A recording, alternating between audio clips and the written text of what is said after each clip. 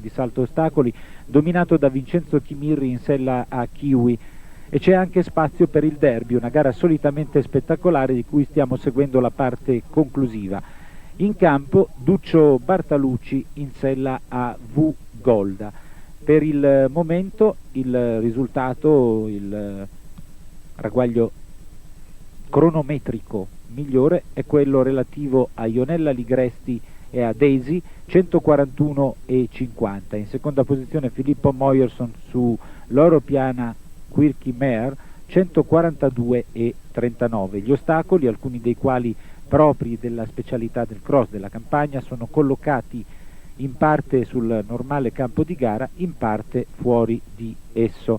È un tracciato abbastanza impegnativo, la lunghezza è di 1000 metri, il tempo massimo di 150 secondi, il tempo limite di 300 secondi, 18 ostacoli per 22 salti. Occorre calcolare il tempo impiegato a completare il percorso e poi ogni errore comporterà un'aggiunta di 7 secondi secondo una tabella C.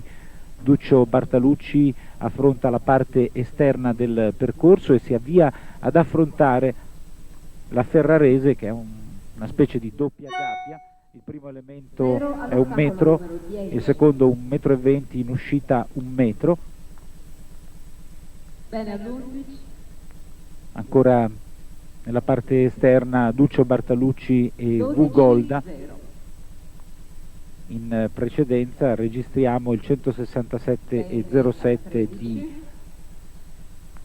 Alessandro Carrassi del Villar su B-Bold, 141,50 come detto di Ionella Ligresti su Daisy, 176 netto di Andrea Franchi su Vive d'Argent Normand, 147,06 di Paolo Martinelli su Hilton, 157,94 di Giuseppe Corno su Taxi e poi, come abbiamo ricordato in apertura di collegamento, 142,39 di Filippo Moyerson con Loro Piana Quirky Mare, il ritiro per Filippo Rizzi e Goodbless.